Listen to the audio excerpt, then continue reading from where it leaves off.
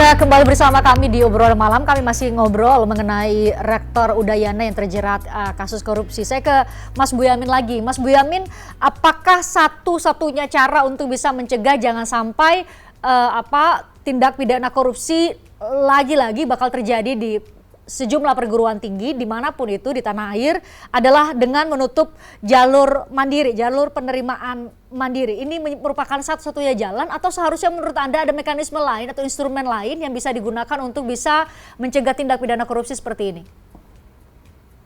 Penelitian saya di beberapa kampus itu yang bisa saya sebut karena baik itu adalah Polines Semarang, Politeknik Semarang.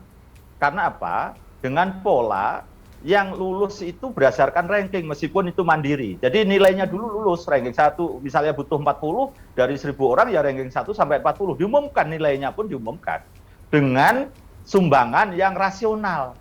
Dan sama, setiap orang sama, 40 orang tadi yang mandiri tadi. Misalnya 50 juta ya 50 juta semua. Baru kalau ada yang tidak mampu mundur baru nomor 41 naik gitu loh. Jadi tidak ada lomba maraton untuk besar-besaran jor-joran uangnya terus akhirnya masuk itu. Jadi itu potensinya kan jadi suap karena apa? Ya nilainya jadi lelang gitu. Siapa yang tertinggi maka masuk gitu. Dan dugaan itu di beberapa perguruan tinggi yang justru ternama banyak hal yang saya jumpai itu dugaan itu. Jadi kalau mau mandiri boleh untuk nambah tadi dengan pola yang dibuat seperti itu. Tetap dengan ranking dan kedua dipastikan kebutuhan kelas itu berapa sih untuk kegiatan minimal untuk kelasnya. Kalau memang mau nyumbang lebih besar enggak apa-apa untuk kampusnya misalnya kebutuhannya tadi misalnya 50 juta, untuk kampusnya misalnya 10 juta, ya udah 60 juta aja gitu loh. Jadi dibatasi itu gitu. Tidak dengan pola-pola yang liar begini. Kalau liar begini saya yakin akan berlomba-lomba untuk korupsi. Satu, tadi saya sebenarnya paham itu meskipun Pak Agus tidak menjelaskan itu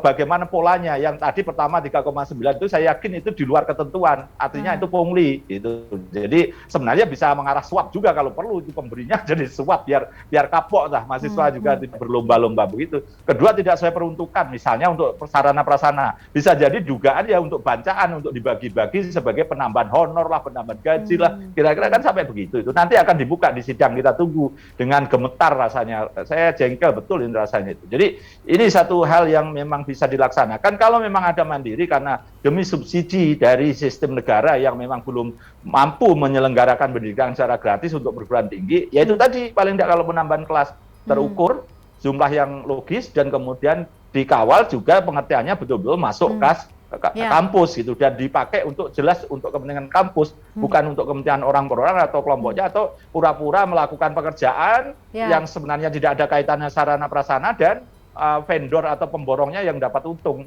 Saya kira itu.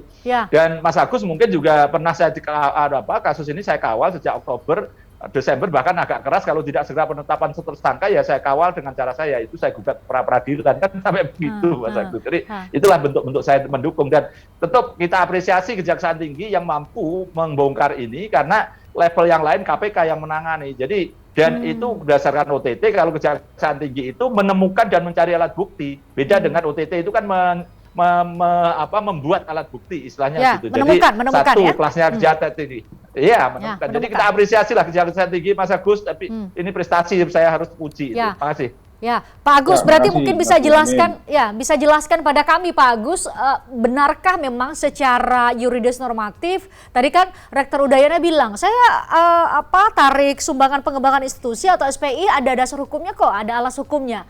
Benar demikian, satu. Dan kalau memang ada alas hukumnya, bagian mana atau aturan mana yang dilanggar oleh Rektor Udayana bersama dengan 3 staf yang lain?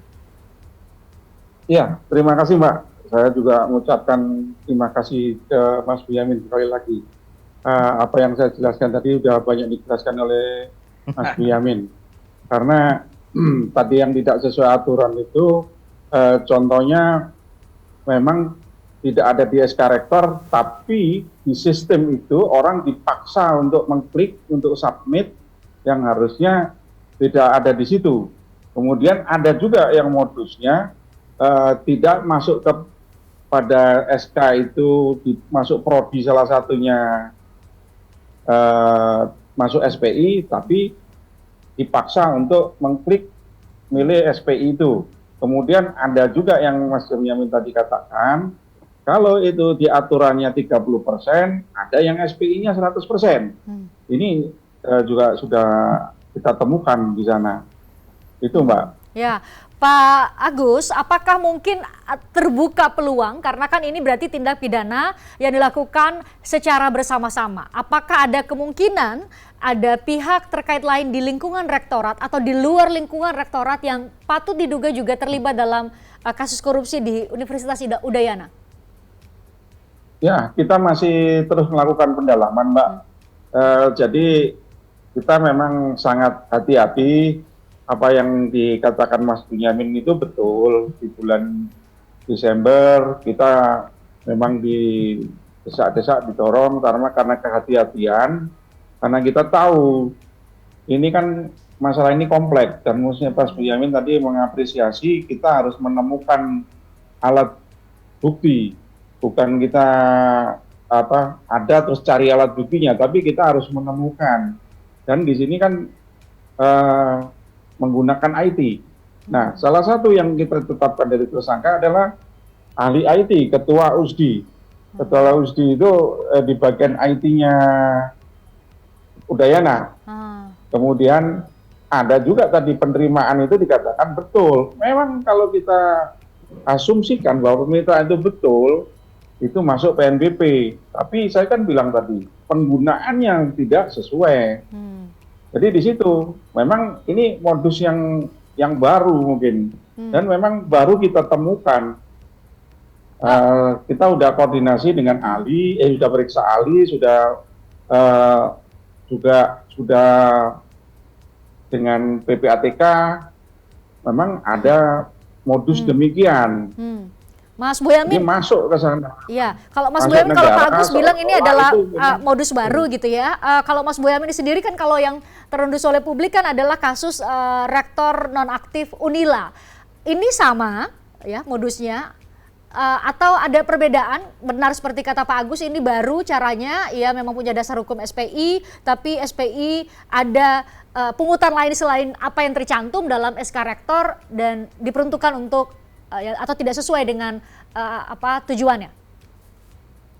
Memang agak beda. Kalau Unila itu kan sumbangan yang seakan-akan mau dibuat bangunan gedung untuk kepentingan orang banyak, seakan-akan dia tidak untuk kepentingan pribadinya gitu. Jadi pada posisi tertentu Unila itu sebenarnya hanya menguntungkan pihak lain gitu. Tapi kepada dirinya ya masih ada perdebatan lah, mungkin ada perhiasan segala macam. Tapi kan itu kan bagian dari menggelembungkan angka gitu. Jadi kalau SPI-nya itu 100 juta, tapi kemudian ada yang sampai 150, ada yang 200. Lah sisanya itulah yang kemudian dikreativitaskan sebagai sumbangan untuk kegiatan amal gitu. Tapi sebagian juga masuk pribadi gitu dugaannya. Nah, dari sisi kalau Udayana ini nampaknya banyak hal yang baru begitu, pola-pola cara menggunakannya, cara kemudian pakai IT, mensubmit ternyata begitu. Misalnya tadi yang tidak harus SPI, tapi kemudian seakan-akan jadi harus SPI, harus submit. Kalau tidak submit itu tidak lolos untuk lembar berikutnya gitu. Jadi ini seperti jebakan gitu loh. Ya kalau bahasa jebakan Batman ya bisa lah begitu. Tapi itulah memaksanya, Mas Amin. Nah justru itu. Benyamin itulah memaksanya.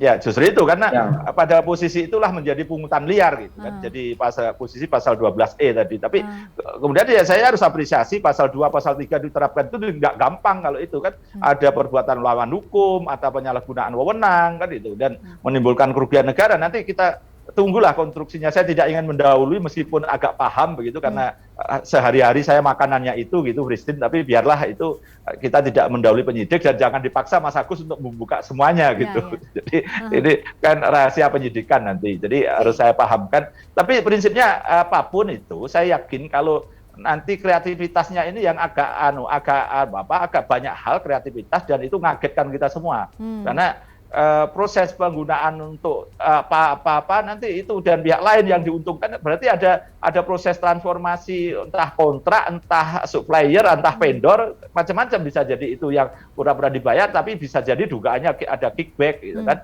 Nanti kalau perlu Mas Agus itu diterapkan juga pasal pencucian uang gitu. TPPU Karena ya. nanti saya yakin uang-uang itu bisa mengalir kemana-mana dan sudah dirubah dan lain sebagainya gitu. Jadi nggak usah tanggung-tanggung Mas Agus, kasih terapkan juga pencucian uang.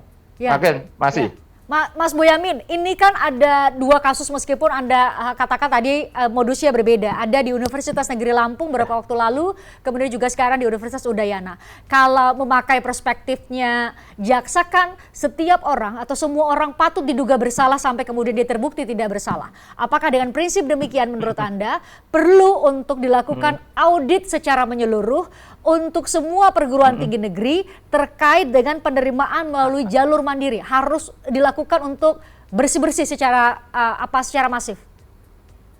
Super setuju, dan saya suarakan udah lama ini, karena justru dugaan saya di beberapa perguruan tinggi yang sudah ternama begitu ada beberapa hal dugaan penyimpangannya itu, misalnya pakai jasa pihak ketiga seakan-akan memberikan les gitu, atau memberikan bimbingan, atau bahkan memberikan jasa hukum bahkan gitu. Jadi proses pembayarannya dialihkan ke sana gitu. Tapi sebagai modus sebenarnya kalau ikut ke sana bayarnya mahal nanti akan lulus. Sama aja itu pemaksaan juga dengan teknik yang mungkin lebih konvensional gitu. Jadi itu cara-cara supaya yang membayar itu nantilah yang bayar mahal lah yang akan diterima dengan berbagai modusnya. Nah, otomatis uangnya karena ini pada posisi semakin besar, potensi untuk penyalahgunaan itu ya akan makin besar dengan berbagai modus, berbagai cara untuk seakan-akan bahkan kalau perlu ya dijadikan honor tambahan gitu, dibagi rata. Nah, supaya tidak kelihatan gaji, pengalaman saya itu misalnya diberikan 3 bulan sekali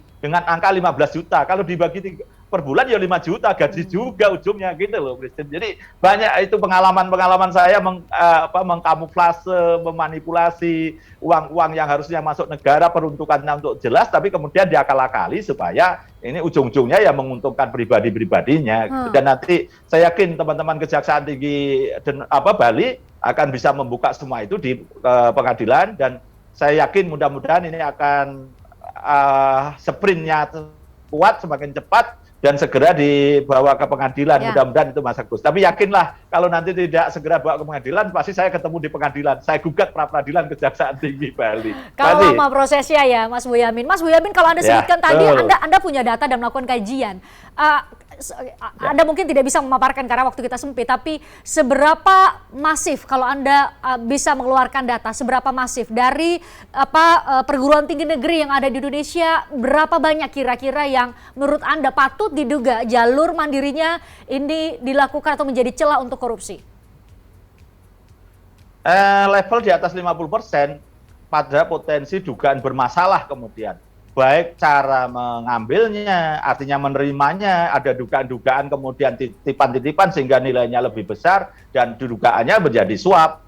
Dan kemudian penggunaannya pun juga sering bermasalah. Jadi ada banyak hal yang kemudian menjadikan kasihan rektor-rektor ini, kemudian harus desakan yang lain-lain menjadikan dugaan penyimpangan-penyimpangan itu. Jadi posisi ya minimal itu niat jahat itu muncul kemudian, tapi juga ada yang sejak awal pengen ini dana ini dikelola lebih banyak, dipaksa-paksakan menerima muridnya yang mampunya satu kelas menjadi 3 kelas yang mandiri, dan kemudian menjadi seperti open bidding, dijadikan lelang, dan kemudian penggunaannya juga kemudian potensi korupsi itu di atas 50%. Waduh, saya nih selama kita ngobrol nih saya jadi terbayang kalau misalnya ada calon dokter yang karena dia mampu bayar lebih mahal dibanding yang lain, dia masuk, itu kalau lolos jadi dokter bagaimana ya kita nasib para pasien? Itu satu akses yang mungkin kita perlu jawab dan harus mengundang narasumber lain. Tapi saya sangat mengapresiasi kehadiran Mas Boyamin Saiman, Koordinator Masyarakat Anti Korupsi yang katanya siap untuk memperadilan Kejaksaan Tinggi Bali kalau lama proses penyelidikan dan penyidikan. Sekarang sudah masuk penyidikan. Penyidikannya harapannya cepat masuk ke tahapan penuntutan di pengadilan. Pak Agus, selamat bekerja. Kami harapkan ini juga bisa menjadi terang benderang dan bisa memberikan pesan kepada pihak atau oknum manapun di perguruan tinggi negeri manapun yang masih berani cawe-cawe ya, karena bahwa APH termasuk kejaksaan-kejaksaan di sejumlah wilayah mengendus itu dan mau melakukan penyidikan hingga ke tahapan penuntutan. Terima kasih buat Anda berdua sudah hadir di obrolan malam. Sehat selalu, kita jumpa lagi di lain kesempatan. Saya juga mengucapkan terima kasih buat Anda pemirsa yang sudah menyaksikan kami. Saya Fristian Grech. Kita jumpa lagi besok dengan narasumber dan tema lainnya.